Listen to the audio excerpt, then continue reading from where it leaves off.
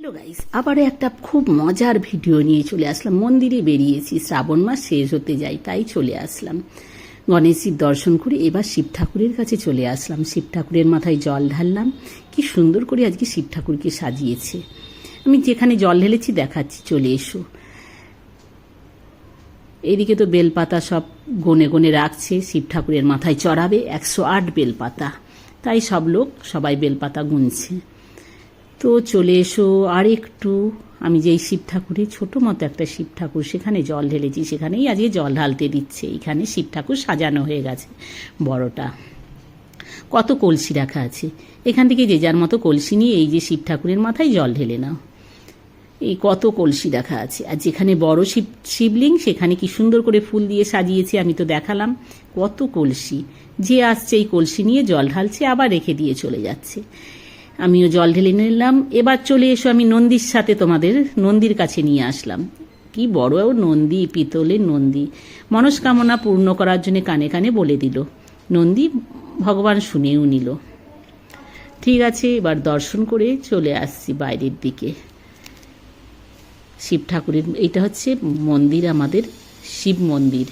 খুব ভিড় হয়, শ্রাবণ মাস চলছে যেহেতু শিব মন্দিরে তো ভিড় হবেই, তাই না? এটা তো কোনো নতুন কথা না। তো এবার বেরিয়ে আসলাম। বেরিয়ে আসার সময় এখানে আছে হনুমানজি, আর এইটা হচ্ছে কি ঠাকুর আমি ঠিক দূর থেকে বুঝতেও পারছি না। আমি অনেকটা দূর থেকেই এটা জুম করে ফটোটা নিয়েছিলাম, ঠিক করে বোঝা যাচ্ছিল না। এখানে হনুমানজির পুজো হচ্ছিল। আমি দূর থেকে এটাকেও জুম করে একটু ভিডিও করে নিলাম। ভিডিও করে নেওয়ার পরে এবার বাইরে ফুল দোকান, তো বেরিয়ে আসছি। কেন, আমার আজকে বাড়িতে বান্ধবীর দল আসবে, সব বান্ধবীরা আসবে, তাড়াতাড়ি করছি। বান্ধবীরা এলে তো তখন আমাকে পাবে না, তাই আমি তাড়াহুড়ো করে বেরিয়ে আসছি। রাস্তায় বেরিয়ে আসলাম। বাইরে দিকে এই দেখো অন্ধকার হয়ে আছে মন্দিরটা। রাত্রেবেলায় গেছি, এটা কালকের ভিডিও, আজকে ছাড়ছি। আমি টাইম পাইনি, কালকে অনেকটা রাত হয়ে গেছে, বান্ধবীরা এসেছে, তাই ভিডিওটা আজকে ছাড়বো।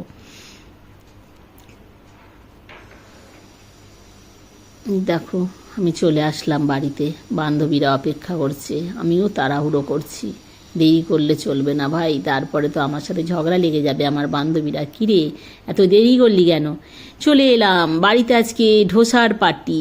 বাড়িতে এসে বান্ধবীরা সবাই চলে এসেছিল, তারা বাড়িতেই বানানো, তাড়াহুড়ো করে সবাই ধোসা বানিয়ে নিয়েছি।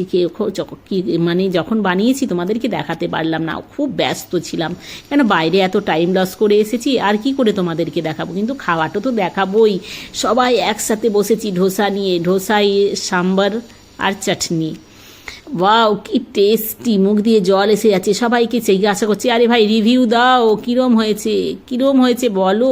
উফ কি টেস্টি, সবাই বলছে কি টেস্টি হয়েছে। এতটাই সব খাওয়ার ব্যস্ত, টেস্টি বলাটাও যেন টাইম পাচ্ছে না বলতে। আমাকে একজন বলছে আপনি একটু খান, আমি বলছি আমি খাবো না, আমি খেয়েছি। ওফ, ও তো মুখটা এইরকম হেলিয়ে দিল। খুব টেস্টি, সত্যিই টেস্টি হয়েছিল ইডলি সাম্বরটা। তোমরা যদি সামনে থাকতে তোমাদেরও খাওয়াতাম। আজ তো ইডলি সাম্বার একদম জমে ক্ষীর, খুব টেস্টি হয়েছে। সরি, ইডলি সাম্বার নাই, ধোসা সাম্বার জমে ক্ষীর, খুব টেস্টি আজ হয়েছে নাস্তাটা আমাদের।